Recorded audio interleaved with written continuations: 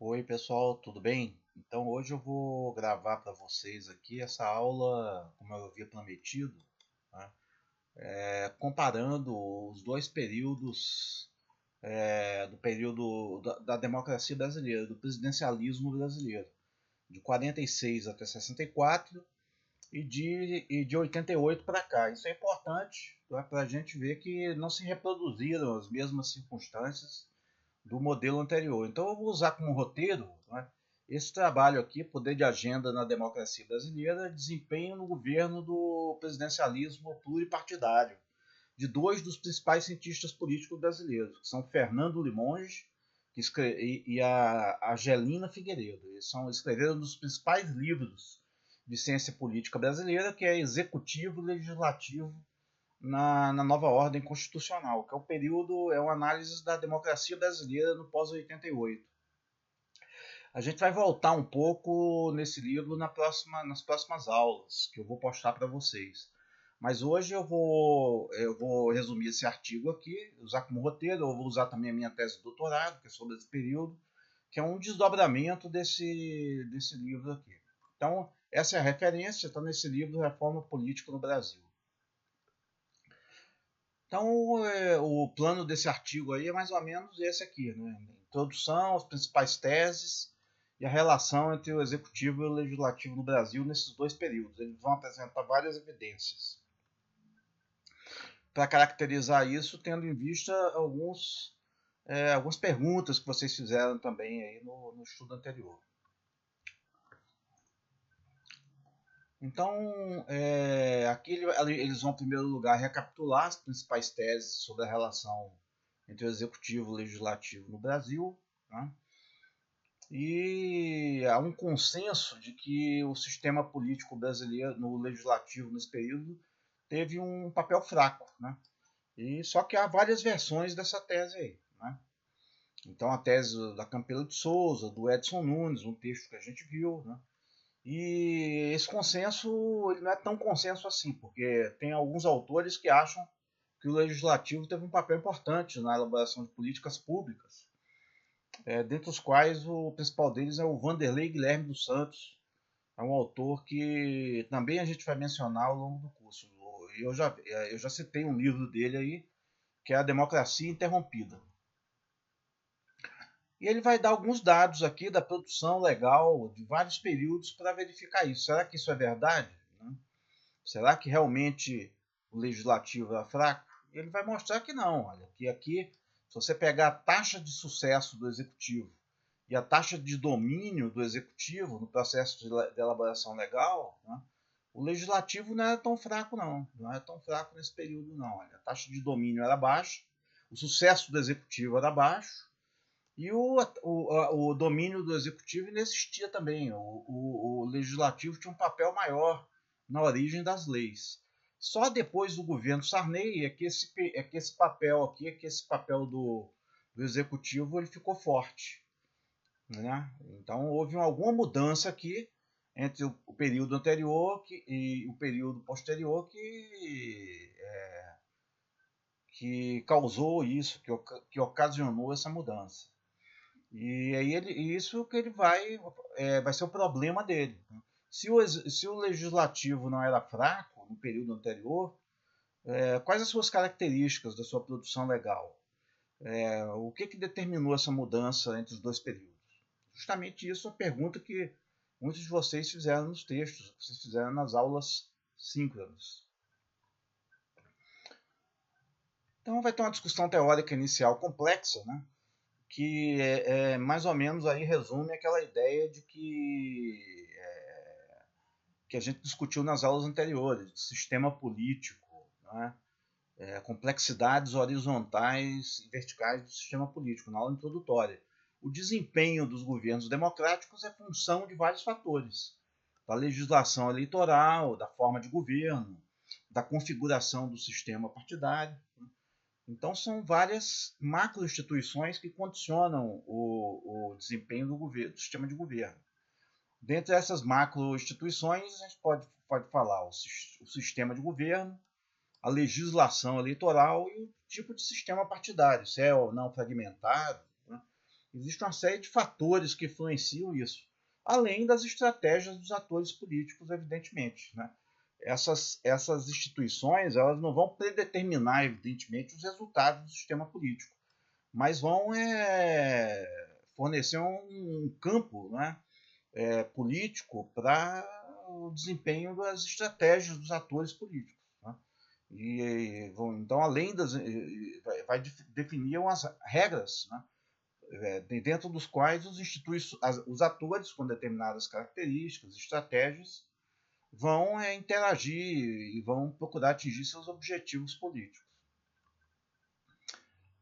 Então, essa sabedoria ele vai agregar alguma coisa, né? Que não são só os elementos macroinstitucionais que determinam, mas também variáveis microinstitucionais que regulam o poder de agenda dos atores. E essas variáveis microinstitucionais são aquelas que regulam os trabalhos parlamentares, né? Então, isso mudou entre os dois períodos. A tese fundamental dele é que houve uma mudança, né, entre essas duas regras, e essas mudanças influenciaram no desempenho do sistema político. Elas podem servir como fatores explicativos para essas mudanças na produção legal, para o desempenho mediano, não para as variações, mas para o desempenho mediano do sistema político nesses dois períodos. Então, ele vai fornecer nesse artigo uma série de evidências que corroboram essa tese. Eu vou passar aqui os dados rapidamente, não vou ler um por um, né? Depois vocês parem na aula e vejam isso com mais calma. Então, dados quanto às relações executivo-legislativo, quanto ao comportamento do político, dos partidos. E por que isso ocorre? Né? Porque foram alteradas certas prerrogativas microinstitucionais que organizam a dinâmica do parlamento, né? Então, essa é a tese dele, ele vai abordar esses 4 pontos aí. Diferenças institucionais, sucesso do executivo, agenda do legislativo, coesão e coalizões. Então, as diferenças são essa aqui. A Constituição de 64, ela tinha uma série de prerrogativas, ela não tinha uma série de prerrogativas que depois foram adotadas pela Constituição de 88. E por que foram adotadas pela Constituição de 88? Porque a Constituição de 88 conservou muitas das reformas institucionais que foram feitas durante o regime militar, né? Esse é o ponto que eu queria chegar aí. Por isso que é importante a gente ver o regime militar no curso, mesmo que a nível introdutório, né? No Brasil, o parlamento funcionou durante o regime militar e houve várias propostas, né, várias mudanças determinadas pelo regime militar no processo da organização interna do parlamento que repercutiram, que foram conservadas em boa parte pelo período posterior. Então, editar decretos com força de lei, né, editar leis sobre requerimentos de delegação, urgência, a questão do orçamento, né, o papel, o executivo tem um papel mais importante na execução orçamentária, né, e iniciativa exclusiva em várias áreas, que não eram iniciativas exclusivas anteriores. Ele podia fazer aqui um cotejo entre essas normas, mas ele não fez, né? Ele foi frugal aqui, no sentido de exemplificar que regras seriam essas. Fica um modelo, fica aí aberto se essas regras aí realmente existiam. Então ele vai dar vários dados aqui dos vários governos da produção legal, né, da produção de leis. Então você tem o que aqui, né? Você tem aqui um grau de sucesso do executivo menor no período anterior. Então ele comenta aqui, né? E vai, depois isso está nos gráficos aí mais na frente. Outras prerrogativas que eram diferentes, as prerrogativas dos líderes partidários, né? Vocês leiam aí com calma, né, que os líderes partidários tinham muito mais prerrogativas no período pós-88 do que no período anterior. Então, o Congresso atual é fortemente centralizado, ao contrário do anterior, onde o poder maior estava nas comissões. A gente já viu isso no Maioring, né? Que o parlamento anterior tinha muitos poderes, e os líderes atuais têm mais prerrogativas do que os anteriores.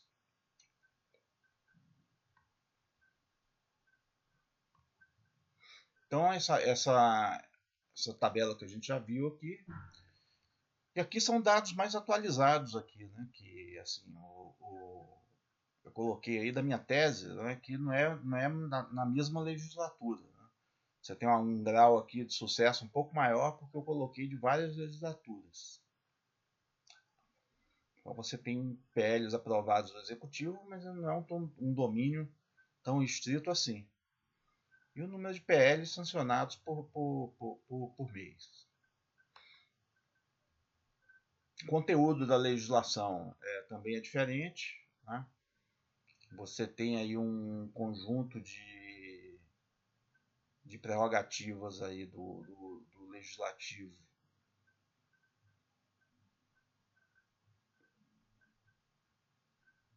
que são mais focadas aí na economia e na administração. Né? E no período pós-88 é muita lei social, é mais focado no social, menos em tema econômico. Né? Então as agendas do executivo e legislativo são semelhantes. E no período posterior a 88 elas são muito diferentes, né? Mas são muito diferentes do anterior. Né? Então você tem aí um executivo se concentrando mais em leis de natureza econômica e administrativa e o executivo mais de leis sociais de maior abrangência. E finalmente ele vai abordar a questão da coalizão e das condições e das coalizões, do funcionamento das coalizões partidárias e da coesão dos partidos. Vai usar dois índices que são utilizados para calcular isso, que são índice de Rice e índice de semelhança. E vai calcular esses índices e vai mostrar que os partidos eram mais coesos, né, mais disciplinados no período posterior a 88 do que no anterior. Então você tem, né, e tinha um grande índice de semelhança também, quer dizer, tinha um índice de coesão ideológica grande. Tá? Então ele vai extrair essas seguintes conclusões gerais. Ao contrário do período anterior, não há no Brasil atual grandes riscos de conflito entre executivo, legislativo e problemas de governabilidade. Também não há problemas incontornáveis para o executivo impor sua agenda, nem risco de paralisia decisória. Então o executivo domina, né? É um mito essa ideia de que há problemas de governabilidade no Brasil atual. Na próxima aula a gente vai ver justamente esse debate aí, que é o debate sobre a governabilidade do sistema. E aí eu vou fazer uns comentários também, a avaliação. Um abraço, até a próxima, pessoal.